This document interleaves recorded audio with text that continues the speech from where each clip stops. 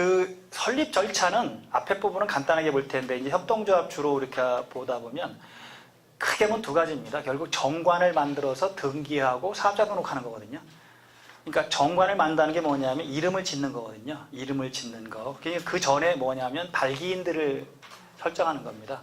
우리 사람으로 얘기하면 발기인이 뭐냐면 임신한 건가? 그런 정도예요. 그죠? 설립총회를 만들면 이제 애를 낳은 거고, 이렇게. 그 다음에 그거를 우리가 이름을 군청에 출생신고를 하듯이 그게 이제 사업자 등록하고 이런 방식이라고 이해하시면 되겠죠. 그래서 정관을 작성한다가 가장 기본, 정관은 꼭 어느 법인이든 다 정관이 필요한 겁니다. 왜? 여러 명이 모인 거다 보니까 거기에 룰을 만드는 겁니다. 우리가 회칙을 만드는 거 비슷한 개념이 정관이라고 이해하시면 되겠죠. 그래서 이게 한 명 회사는 2명 이상의 출자 공동이기 때문에 공동 정관을 작성하고 설립 등기를 하는 거고, 합자에서도 마찬가지입니다. 정관 작성해서 설립 등기를 하는 그런 방식인데, 한 명은 둘 다 무한 책임 사원이고, 합자는 한 명은 유한 책임, 한 명은 무한 책임, 이렇게 그냥 구분만 된다라고 보시면 되겠죠. 결국 유한 회사도 마찬가지로 정관을 작성을 해서 그것도 등기를 하는 그런 방식이고, 이제 우리가 좀 참조할 게 주식회사 부분이에요. 주식회사는 지분 양도가 자유롭고 주주도 출자 한도만 책임을 지고, 대신 복잡한 설립 절차와 다수의 법적 규제가 있다. 협동조합은 그 중간입니다. 그 중간. 그러니까 결국 주식회사를 많이 우리가 원용할 수밖에 없는 그런 틀이라서, 발기인 선정, 우리가 오늘은 발기인을 한번 선정해 볼 겁니다. 발기인이 아주 중요한 역할을 해요. 뭐라냐면 정관을 만드는 역할을 합니다. 정관을 만들고 설립총회를 준비하는 그런 역할들을 발기인들이 하는 거니까, 지금 기본적으로는 5명 이상이니까 5명만 우리가 일단 뽑도록 하겠죠. 그 다음에 그 발기인들이 뭐라는 거냐면 정관을 만드는 거죠. 규칙을 만들고 회칙을 만드는 거죠. 그리고 자본을 얼마를 할 건지 확정을 하고, 그 다음에 기관 구성은 이제 임원, 그 다음에 이사회, 감사, 이런 기관을 구성하는 거예요. 그리고 이제 그걸 창립총회를 하죠. 그 다음에 설립등기를 하는 게, 이게 아주 기본적인 관계라고 보시면 되겠죠. 이거 조금 더 복잡하게 이제 뒤에서 우리가 설명을 좀 드리도록 할 거고요.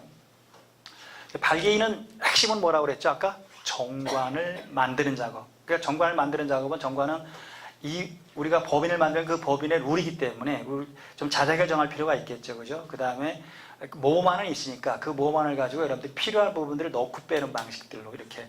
그래서 가장 중요한 게 이제 명칭부터 시작해서 임원은 몇 명으로 하고, 감사는 몇 명으로 하고, 그 다음에 탈퇴할 때는 어떻게, 보통 우리가 왜 조합 같은 거 보면 탈퇴하고 가입하고 이런 거 있잖아요.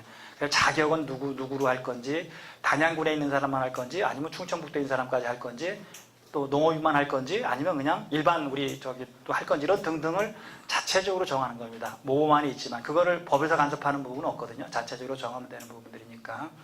그래서 결국 발기인이 필요한 모든 직무를 하는 그런 부분들이고요. 나중에 설립 이후에도 책임을 져야 될 부분 조금 있지만 크게 문제는 없습니다. 대부분 다 대표자가 이렇게 하는 방식이니까요. 그다음에 정관은 결국 회사의 자치규범인데, 이게 회사 운영 관련된 중요한 사항들에 대해서 의사결정과 집행 방법을 합의하는 게 정관인데, 협동조합도 마찬가지입니다. 이 정관이 나중에 문제가 생기면 정관을 가지고 법적으로 판단할 수밖에 없는 거죠. 정관이 어떻게 정해졌냐가 나중에 법적 판단에서 가장 중요한 그런 틀이 됩니다. 감사를 2명으로 하게 돼 있다. 근데 1명만 뽑았다. 그럼 1명을 더 뽑으라고 할 수 있는 거고요. 그 다음에 해임 절차, 임원 해임 절차는 어떻게 하는 건지, 그다음에 불출임 절차는 뭐 몇 명 참석에 몇 명 이렇게 할 건지, 의결은 예컨대 과반수 참석에 과반수로 할 건지, 과반수 참석에 3분의 1로 할 건지, 이런 부분들을 자체적으로 정하는 겁니다. 이렇게. 그다음에 자본 확정, 얼마를 낼 건지라는 부분인데, 협동조합은 자본은 그게 그렇게 중요하진 않아요. 자본은 여러분들이 그냥 균등 분배해서 하는 것도 상관없는 것 같고요. 그다음에 어느 한 분이 조금 여유가 있으면 더 내도 상관없어요. 근데 더 냈다고 해서 나중에 더 권한을 행사할 수는 없죠. 그리고 이 협동조합이나 기타 이런 거는 법적으로는 30%를 넘지 못하게 아예 한도를 박아놨습니다. 왜? 너무 많이 지분을 갖고 있으면 혼자